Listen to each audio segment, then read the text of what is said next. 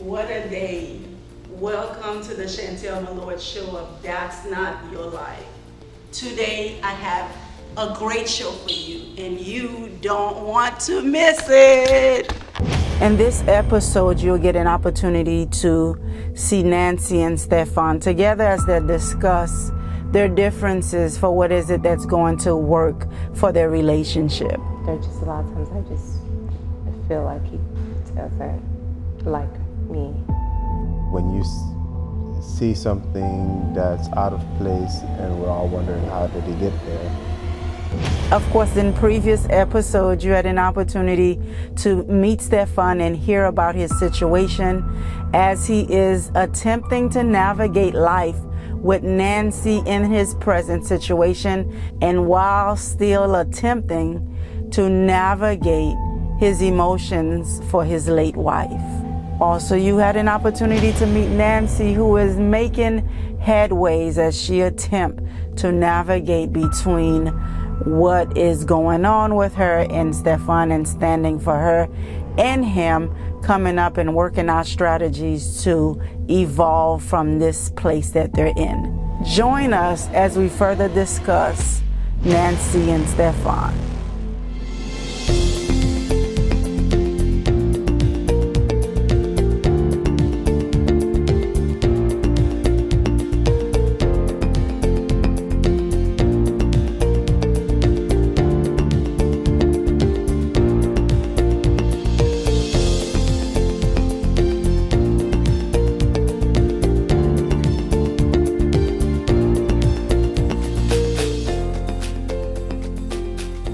Hello and welcome to another episode of That's Not Your Life with Chantel Malord. Today's conversation is with Stefan and Nancy, of which you've had an opportunity to meet in our previous episode, as we unpacked and dissect the story between the reality of our lives. Stefan and Nancy, welcome back. I'm so happy to have the two of you here.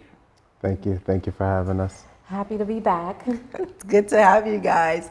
And so today we had a really good time. I really appreciate the space that I shared with you, Stefan, and then Nancy separately. What I want us to do is to kind of, with the two of you, to be able to go into that space that most people, right, would want to live in. I call it a prop. Right? You discover some stuff and you discover some stuff, and for the most part, everyone is living the sordid reality of who they really are and what they really want and how they're really living life. And so I call it the prop. And so what we're gonna do today is tear down the walls of perdition, the prop that gets in the way of who we truly are and who we can truly be for each other, right? So what does that mean? Stefan and I discovered that, it's easier sometimes to let things be in a closet and you put it off and you put it off. And for the most part, you two have been together for the past 2 years. However, there are some things in a way of your relationship being what you want it to be. Yet we're still maneuvering and living life and engaging each other as if it's okay. And until maybe 2-3 years down the line, we identify that there's a breakdown where it become that you're unable to repair it. So what I want us to do and what I want you guys to become for the millions of people out there living a life of prop is to be able to commit to tearing those walls and saying, yes, I'm going to look in that mirror. Yes, I'm going to deal with those uncomfortable conversations and bring the best of myself forward. And the best way to give Nancy your best is to be your best and to bring your best self forward. And the best way you can give Stefan your best is to be authentic with yourself and preserving yourself and giving Nancy the best Nancy, which in turn gives Stefan the space to be his best. So you guys ready? Let's do it. Yeah, I know y'all ready. No, this work has been really good. And Stefan, what is one thing, if you can say from our conversation after it was over, that keep echoing for you?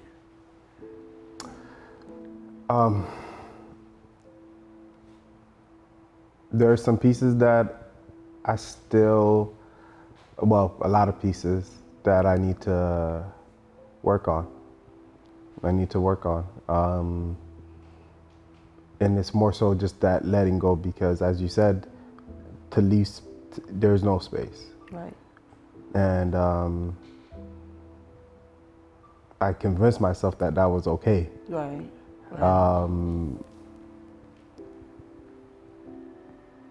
So Yeah. It's- So to your point, to not convince yourself that it's okay would mean that you would need to do some work. Yep. Because if it's not okay, you would have to fix it. So in order to avoid it is to say, well, it's okay. And Stefan made a good point, and that's most of us, Stefan. Oh, it's okay. Knowing that we're dying internally, knowing that it's not working, but to convince yourself it's okay, it's almost like lying to ourselves to believe our own lies. And what I've discovered in this practice is that the worst deception is self-deception. It's one thing where we can tell someone a lie and they believe us. Right. The worst part is when we can tell ourselves our own lie and then begin to believe that lie. Then there is really no way out of that situation for us. So I honor you for just making that connection and saying, you know what, I have to be honest with myself, brutally honest with myself. And so Nancy, what was it for you? For me, it was realizing, just coming to terms and grips with that I'm keeping myself in a prison by not speaking up, by not making my feelings known, and it's not healthy, and it's not helpful to either myself or the relationship. Got it. Do you remember that time when we were? I know you remembered. We were in a session. Stefan remembered it when Stefan got that epiphany, and he learned at that time that who he was being for you was not who he committed to being in a relationship. And we had like a good breakdown, and we were able to work through those things.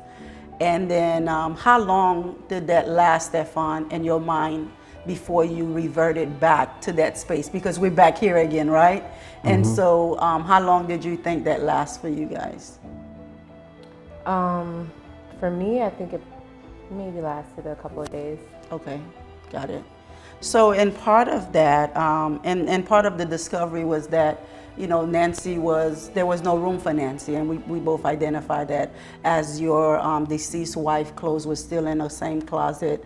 Had she moved in, there was no space for her, and she still have to maneuver and be in that space. And I know who you are for the world and other people, and your commitment to others is always to help other people.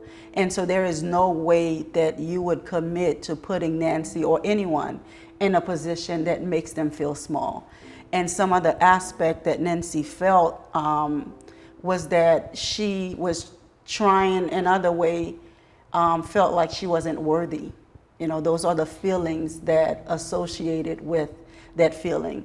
And then part of her, she wanted to figure out, how do I become what's most valuable to him, since I'm not valuable to him? Or maybe I need to become his deceased wife. Maybe that would work. And so for her, in addition to being in that prison that we talked about her being in, and she's trying to figure out, okay, I need to be Jemima. How do I become her? And so I think that's another level of prison, right? Like for someone to consider forfeiting their own individuality to become someone other than who the good God, the universe, have made them to be, to now they're at a place where they're not enough to satisfy you. And I know that's not your heart for her, but that's the reality of where she lives. And so how do you feel about that? It's true.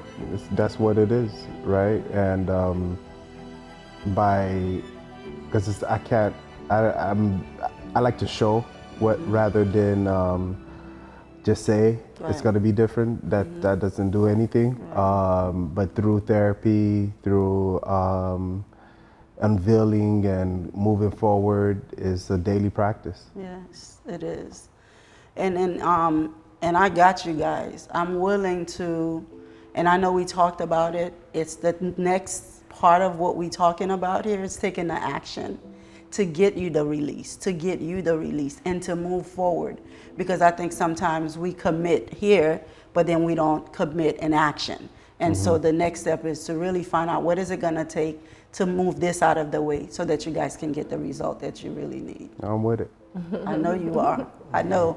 And the other part, Nancy, let's talk about your feeling of not being worthy or not being good enough. And I know for a woman, especially, you know,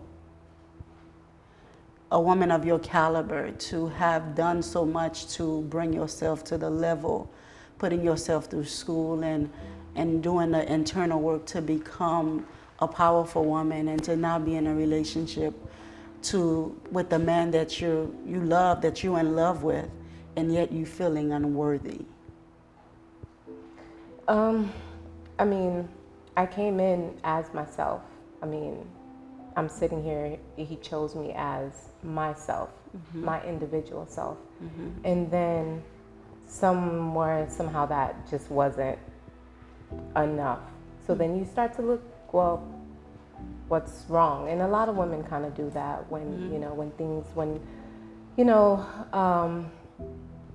things in the relationship start to get a little stale. They try to maybe it's me. Maybe I'm not doing enough of this, or maybe I'm not doing that, or maybe I should do this. And so you start to hear and pick up cues and different things that they would say, and you try to, you know, be accommodating. And in that, you kind of feel like maybe you're not enough. Because if you were, you know, then the atmosphere, the relationship,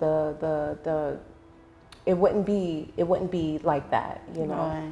So Let's talk a little bit about that time when you feel that you had to find a way to become for him what is so important to him, which is his previous, his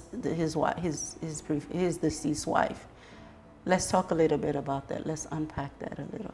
I mean, I wasn't trying to become that, but then you start to look at different things. Well, maybe I'm not getting the attention from him because maybe this is better because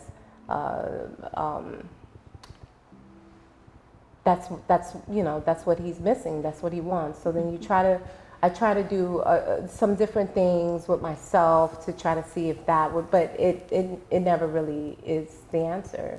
It's never enough. Who would you need to be to become enough? Do you think you'll ever be enough? No. Got it. So, I know in our last conversation you talked about being there for him, because that's been your priority. Like every time you talk, it's being there for Stefan. You want to make sure, you know, what's the hardest time in you being there for him while he's still dealing with the grief and the pain of his ex-wife? What's the hardest time that you've encountered with him? I think just the hardest thing is who's there for me in all of it, because most of the time nobody really asks me how I'm doing. Got it. So that's pretty much the hardest part. Yeah. So you're in a prison. We identify. I feel like you want out of the prison, but then you're committed to being for Stefan something that no one is committed to being for you. And it's not by choice that he is not available to do it. At this time, we've identified that he's not available. At the end of the day, I think you mentioned one time you feel that Stefan, you remember our conversation? Being that nothing you do is good enough and that you can't amount to what he had. and that at some point you feel like he hates you. Want to talk about that a little? That just did something for you. No, it's okay. You're safe. It's just, there are just a lot of times I just feel like he doesn't like me. And it's me. So.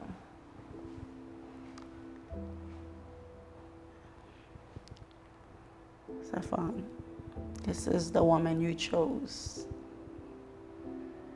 You picked her. You called for her. The universe delivered her. And she's broken, torn down, almost to the point of death. But sometimes it's not the physical aspect of her living when her existence is null and void, of none effect. So she wakes up every day and die in pieces and installments, hoping to be whole. And see, here you have two people who love each other and are living in pain.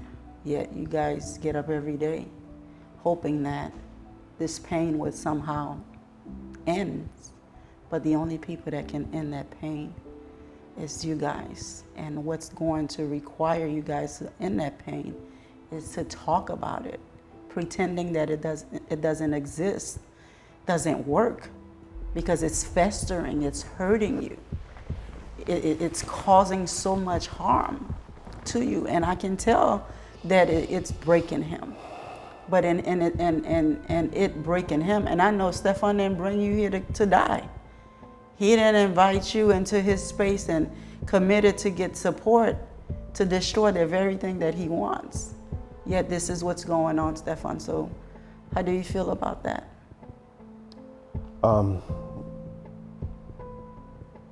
Like, therapy needs to go hard, because I don't know what I don't know. Right? I feel like I asked her how she's doing, and we're checking in on each other and things like that. I feel like I'm supporting her, but it may not be the case. Yeah, but remember when we talked about psychologically you may want to be there, but emotionally you can't. Right. So asking somebody, are you there, is yeah, I'm here. Yeah. But the real issue of what is causing my death is kind of like me feeding you bleach and then I'm asking, are you okay? You good?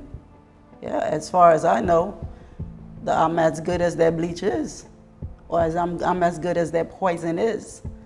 So that question, is it to fix something, or is it just to check? What is the intent, right? And so, and I think too, part of what Nancy and I talked about is, and wanting to spare you, not causing any further hurt for you, is to keep that silence and to suffer in that space, which I don't think it's fair for her. And I know that's not what you would want for her. And so we have to find ways to definitely work it out, right? Absolutely. Yeah. There was something in here that we talked about with the two of you when we identified with your deceased wife items in the house where Nancy is living the condition. And I know that you guys attempted to make it home and kind of did some stuff. What Stefan did identify with, that he felt that he was partially responsible, not partially, I think he assumed the responsibility for the prison you in, because we talked about the lack of availability and everything else that he may not have considered that you may be going through. And Stefan, what a lot of women do, and it may not be conducive for women, when there's a breakdown in a relationship, the first thing women do is to go and internalize it. So even if it's an infidelity or something isn't working, that they bring it back to them and start to believe that it's their fault. And it's either that they're not good enough, or maybe I need to lose weight, or maybe something. And then to validate that with a statement like, if you don't do this, I'm gonna walk out. And I remember there was one time that you guys identified with how you were being for each other, right? And you began to have a conversation that turned a little bit heated.